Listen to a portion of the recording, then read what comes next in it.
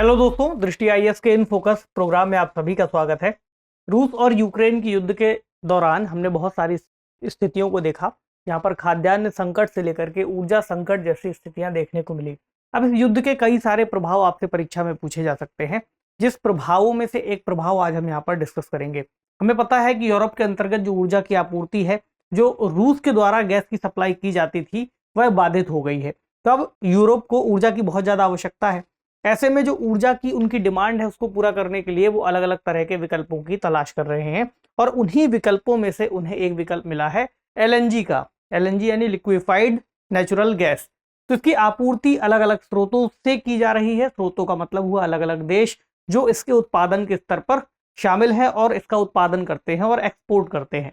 तो इसमें एक बड़ा नाम यूएसए का देखने को मिल रहा है, लेकिन यहाँ पर जो पारिस्थितिकीविद हैं उनकी कुछ अलग तरह की चिंता है, जिनको हम आज के इस सेशन में डिस्कस करेंगे। तो ईयू ने बढ़ाया एलएनजी का आयात, एक इस मुद्दे पर प्रमुख फोकस रहेगा। दूसरी चीज, इसमें एलएनजी शब्द का जिक्र है तो प्रारंभिक परीक्षा में कई सारे ऐसे सवाल बन जाते हैं जहां पर इस तरह के टेक्निकल टर्म्स को पूछ लिया जाता है। तो एलएनजी यानी लिक्विफाइड नेचुरल गैस, सीएनजी का भी आपने जिक्र सुना होगा, सीएनजी के बारे में पढ़ा होगा, एलपीजी के बारे में भी पढ़ा होगा। तो इनमें बेसिकली अंतर क्या है, इसको भी जानेंगे। शुरुआत करें। खबर आई है what is liquefied natural gas यानी LNG and how it impact the climate. तो क्लाइमेट को लेकर के किस तरह की चिंताएं जाहिर की गई हैं। जो पर्यावरणविद हैं वो किस दिशा में चेतावनी दे रहे हैं कि अगर इसका उपयोग बढ़ाते हैं तो इससे पर्यावरण को नुकसान होगा और जो ग्लोबल वार्मिंग है वो बढ़ जाएगी। तो चर्चा क्यों की गई है तो थोड़ा और देख लेंगे। एलएनजी क्या है, इसका किस तरह से निर्यात किया जाता है, एलएनजी, सीएनजी और एलपीजी में क्या अंतर है, एलएनजी की आर्थिक लागत पर भी चर्चा की गई है आर्टिकल में, उसको भी देखेंगे। इसके अलावा विशेषज्ञों ने जो चिंता जाहिर की है, किन मुद्दों को उन्होंने उठाया है, तो इसे समझेंगे। समाधान के कुछ उपाय भी इस टॉपिक में सुझाए गए हैं, उनको देखते हुए एक प्रश्न देखेंगे जिसमें प्रीलिम्स और मेंस दोनों ही स्तर पर यह जो विषय है तकनीकी रूप से महत्वपूर्ण हो जाता है। जीएस पेपर 2 यानी अंतर्राष्ट्रीय संबंधों से पूरा विषय जुड़ता है। एक एंगल ये है, दूसरा एंगल जीएस पेपर 3 से जुड़ेगा क्लाइमेट चेंज का, और दूसरा साइंस एंड टेक्नोलॉजी के अंतर्गत यह मुद्दा आ जाता है। तो चर्चा क्यों की गई है, क्योंकि हमने अभी बात की कि यूरोपियन यूनियन ने एलएनजी यानी लिक्विफाइड नेचुरल गैस के आयात में तेजी ला दी है और तेजी से इसको और बढ़ाते जा रहे हैं। तो पहले ये रूस से पाइपलाइन के जरिए गैस लेते थे, इस पर हमने बहुत सारे सेशन कर चुके हैं हम। जो रूस के द्वारा पाइपलाइन थी, कहाँ से आई, कितनी बड़ी थी, क्यों उसको रोक दिया गया, नॉर्ड स्ट्रीम 1, नॉर्ड स्ट्रीम 2। अगर आपने नहीं देखा है तो जाकर के उन सेशन को देख लीजिएगा, डिस्क्रिप्शन में उनका भी लिंक डाल दिया जाएगा।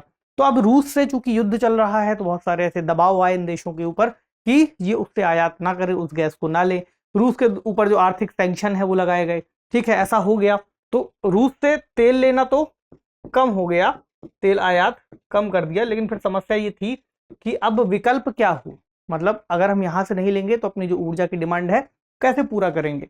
तो यूएस एक विकल्प के रूप में उभर रहा है। यूरोपियन यूनियन के देश और खासतौर से जर्मनी जैसी बड़ी अर्थव्यवस्थाएं जिनको ऊर्जा की आवश्यकता बहुत ज्यादा है, फ्रांस की बात कर सकते हैं, तो जर्मनी को एलएनजी की आपूर्ति की जा रही है और भी बाकी देशों को ऐसी व्यवस्था की गई है।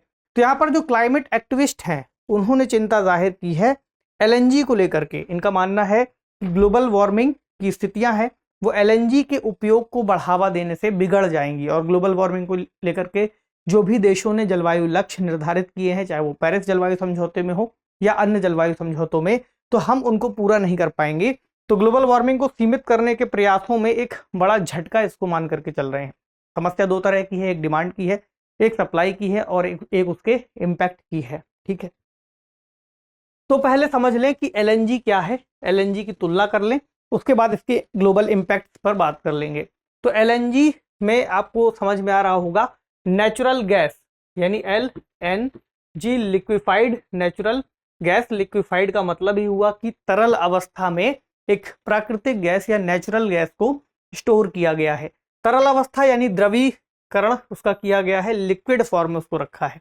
तो जो एलएनजी है वो कहाँ से प्राप्त होती है, संपीड़ित जीवाश्म ईंधनों से इसका निर्माण किया जाता है, यानी कंप्रेस्ड उस तरह के। तो इसमें कौन सी गैस का उपयोग किया गया है, मीथेन गैस का। और इसको तरल अवस्था में रखने के लिए ध्यान रखिएगा बहुत न्यूनतम तापमान की आवश्यकता होती है।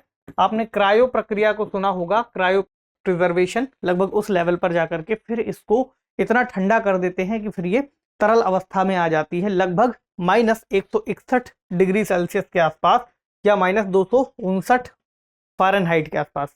तो तरल गैस मूल आयतन से 600 गुना तक कम हो जाती है या स्मॉल हो जाती है। पानी के वजन से अगर देखा जाए तो इसकी जो मात्रा है वो आधी होती है। वैसे भी अगर हम प्राकृतिक गैस को देखें तो ये सामान्य वायु से हल्की होती है।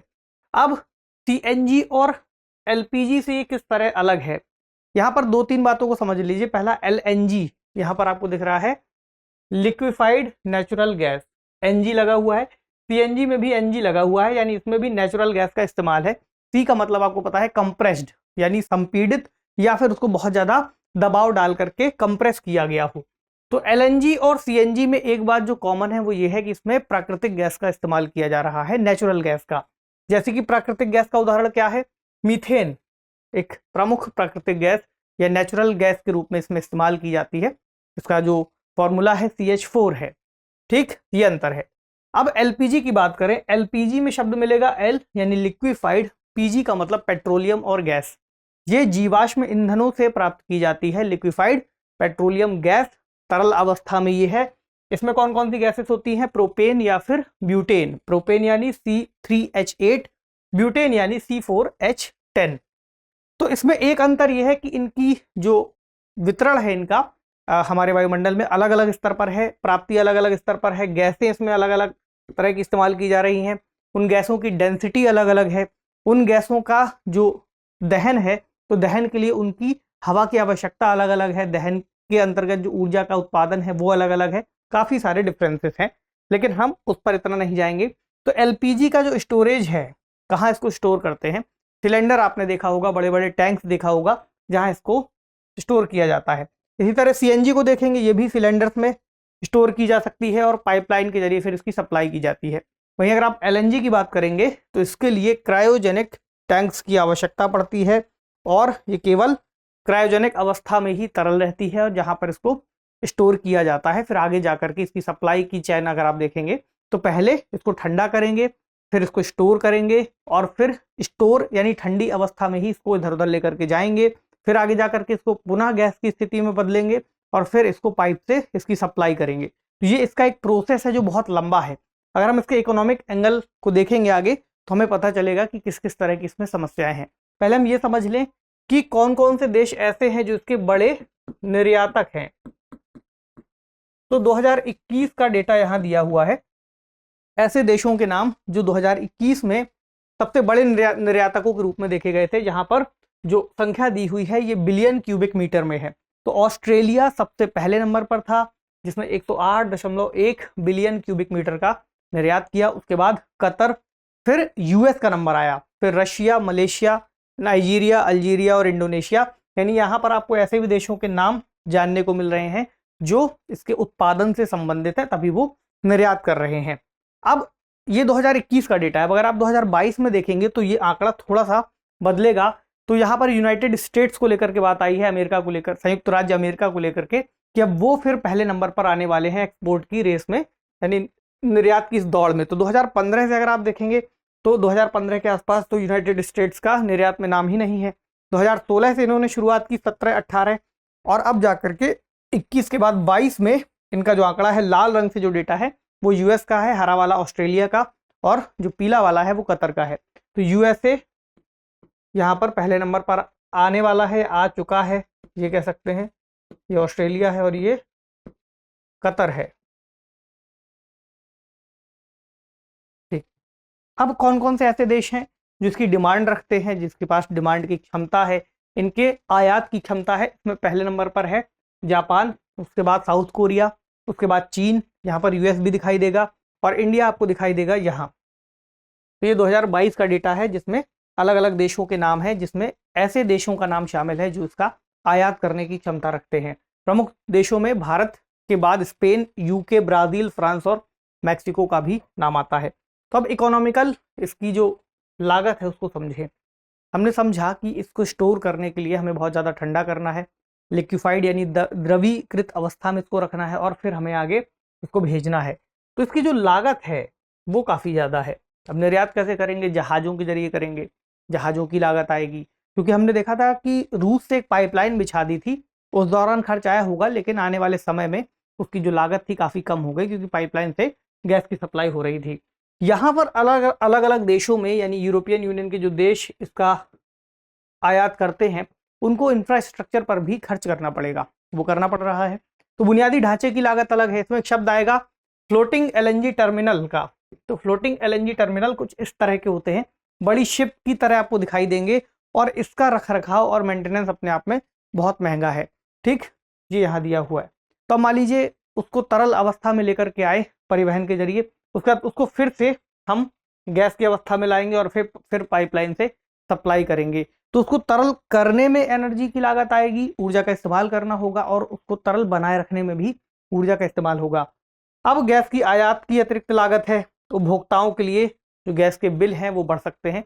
ऐसा अनुमान लगाया गया है कि अगर इसी तरह से इसका उपयोग या आयात किया जाता रहा तो आने वाले समय में यूरोपियन यूनियन में जो उपभोक्ता है उनका बिल जस्ट डबल हो सकता है, और गैस आयात का जो लागत है वो भी दोगुनी हो सकती है। ये हुआ एक एंगल जो आर्थिक है। अब दूसरी चिंता इसको लेकर के है पर्यावरणीय। वो क्या है? हमें पता है कि मीथेन एक शक्तिशाली ग्रीन हाउस गैस है। कार्बन डाइऑक्साइड की तुलना में जो एनवायरनमेंट में अगर ये रिलीज होती है तो वातावरण को कहीं ज़्यादा तेजी से गर्म करती है। ऐसा देखा गया है कि पाइप्ड गैस की तुलना में लगभग 10 गुना अधिक इससे उत्सर्जन की संभावना है। तो तेजी से विस्तार अगर इसका होता है तो ये जलवायु लक्ष्यों से एक तरह का समझौता होगा, विशेषज्ञ मानते हैं। एक ऐसा भी दावा किया गया था कि एलएनजी का जो इस्तेमाल है, इससे बुनियादी ढांचा जो विकसित करेंगे भविष्य में ग्रीन हाइड्रोजन के लिए उसका उपयोग किया जाएगा। कौन से ढांचे की बात की जा रही है? इसकी बात की जा रही है, ये फ्लोटिंग एलएनजी टर्मिनल। लेकिन अब ऐसा देखा जा रहा है कि इसका इस तरह से कोई भी उपयोग नहीं किया जा सकेगा। इसके अलावा अगर एलएनजी की बात करें तो उसको ठंडा करने और उस तापमान पर बनाए रखने के लिए अधिक ऊर्जा की जरूरत है, जो अपने आप में दिक्कत वाली बात है। दूसरा, एनर्जी के पॉइंट ऑफ व्यू से अगर हम इसको बात को समझें तो ऊर्जा जितनी हम उत्सर्जित कर रहे हैं या फिर जितना उसका उपयोग कर रहे हैं उससे उसी स्तर पर हमको खर्च भी करना पड़ रहा है इसको बनाने के लिए। अगला, आपूर्ति श्रृंखला हमने देखी काफी बड़ी है। अगर वहां पर कोई भी गड़बड़ी होती है तो मीथेन रिस सकती है, और रिसाव के जोखिम ही यहाँ पर बहुत ज्यादा बताए गए हैं, जिससे ग्लोबल वार्मिंग बढ़ेगी। एक अमेरिकी संस्था है प्राकृतिक संसाधन रक्षा परिषद, NDRC, उनका कहना है कि एलएनजी से एक सामान्य प्राकृतिक गैस की तुलना में लगभग दोगुनी ग्रीन हाउस गैस का उत्सर्जन होगा। और एलएनजी से अगर हम ऊर्जा के उत्पादन की स्थितियों को देखें तो जितनी ऊर्जा हम एलएनजी से उत्पादित कर रहे होंगे, अगर सौर ऊर्जा से उसकी तुलना की जाए तो यहाँ पर जो कार्बन उत्सर्जन है वो 14 गुना अधिक होगा एलएनजी से। और अगर इसकी पवन ऊर्जा से तुलना की जाए तो लगभग 50 गुना अधिक उत्सर्जन होगा। तो हम मान करके चल सकते हैं, जैसा विशेषज्ञों ने बताया है, कि इससे ग्लोबल वार्मिंग का खतरा बढ़ सकता है। तो क्या समाधान के उपाय हो सकते हैं? पहली बात ये कि जैसे यूरोप को ऊर्जा की बहुत ज़्यादा आवश्यकता है तो ये आयात बिल अपना बढ़ा रहे हैं, बहुत ज़्यादा देशों से या यूएस जैसे देशों पर निर्भर हो रहे हैं। उनका कहना है कि ये इस खर्च का इस्तेमाल, जो बढ़ा हुआ खर्च है, अपने ही देश में सस्ते टिकाऊ ऊर्जा स्रोतों के लिए कर सकते हैं, इंफ्रास्ट्रक्चर डेवलप कर सकते हैं। तो ऊर्जा की दक्षता और नवीकरणीय ऊर्जा को बढ़ावा दे सकते हैं, यानी कि जो इक्विपमेंट अभी इस्तेमाल किए जा रहे हैं उनको और ज़्यादा एनर्जी एफिशिएंट बनाया जाए ताकि ऊर्जा की खपत कम हो। दूसरी बात कि नवीकरणीय ऊर्जा, रिन्यूएबल सोर्सेज की तरफ ये बढ़े। तो आने वाले समय में, चूंकि ऐसा तो है नहीं कि एक ही दिन के लिए ऊर्जा की आवश्यकता है, अभी जियोपॉलिटिकल एंगल से देखेंगे तो भी हमें नहीं पता कि कितने समय तक युद्ध चलेगा, जो युद्ध के प्रभाव किस तरह से सामने आएंगे। ऐसा नहीं है कि तुरंत ही युद्ध खत्म होने के बाद रूस से जो सप्लाई है वो शुरू हो जाएगी। तो अभी कुछ भी निश्चितता नहीं है, काफी अनसर्टेनिटी बनी हुई है। तो ऐसे में एक लंबे समय के लिए नवीकरणीय ऊर्जा के स्रोतों को बढ़ावा देना ठीक होगा, और रूसी गैस की कमी का एक स्थायी समाधान यहाँ से मिल सकेगा। तो निर्माण दक्षता में निवेश किया जाना एक सही कदम होगा, जिससे आने वाले समय में पर्यावरण को लेकर के जो चिंताएं जाहिर की जा रही हैं, क्योंकि उसके अपने तरह के नुकसान है। अगर जो बात यहाँ पर सुझाई गई है वो सही निकलती है तो जितना यहाँ पर हमने अलग अलग तरह के प्लान किए हैं कि क्लाइमेट चेंज को बदला जाएगा या फिर जो ग्लोबल वार्मिंग है उसको हम डाउन करेंगे, क्योंकि जैसे ही ऊर्जा की आवश्यकता एक तो हमें यहाँ पड़ रही है, अगर ग्लोबल वार्मिंग उस तरीके से बढ़ती रही जैसा विशेषज्ञों ने चेतावनी दी है तो ऊर्जा की डिमांड और ज़्यादा हो जाएगी, क्योंकि तब गर्मी और ज़्यादा बढ़ चुकी होगी, और तब हमको जो शीतलक गतिविधियां हैं, कूलिंग वाली जो मशीन्स हैं, उनका इस्तेमाल और ज़्यादा करना पड़ेगा। तो एक पूरा ट्रैप है, तो उसका एक अलग अलग तरह के नुकसान भी हैं, जिनसे हमें बचना होगा और अभी वर्तमान जरूरतों को ध्यान में रखते हुए फिर काम करना होगा। तो आज का प्रश्न क्या है जो प्री से संबंधित है, निम्नलिखित कथनों पर विचार कीजिए। तरलीकृत पेट्रोलियम गैस में प्रोपेन या ब्यूटेन गैस का उपयोग किया जाता है। दूसरा, तरलीकृत प्राकृतिक गैस केवल क्रायोजेनिक रूप से इसे द्रवित किया जा सकता है गैस को। तो उपर्युक्त में से कौन सा या कौन से कथन सही है आपको कमेंट सेक्शन में बताना है। अब एक प्रश्न जो कि मेंस का है, यूरोप में बढ़ती ऊर्जा आवश्यकताओं के बीच एलएनजी का बढ़ता आयात जलवायु परिवर्तन और वैश्विक तापन की चिंताओं को बढ़ाता है। चर्चा कीजिए 250 शब्दों में। तो हमने यही बातें डिस्कस की हैं, इन्हें आपको फ्रेमिंग कर लेनी है। ठीक, आपसे मिलेंगे अगले सेशन में किसी अन्य महत्वपूर्ण विषय के साथ। तब तक पढ़ते रहिए, इसको रिवाइज कर लीजिएगा एक बार। शुक्रिया।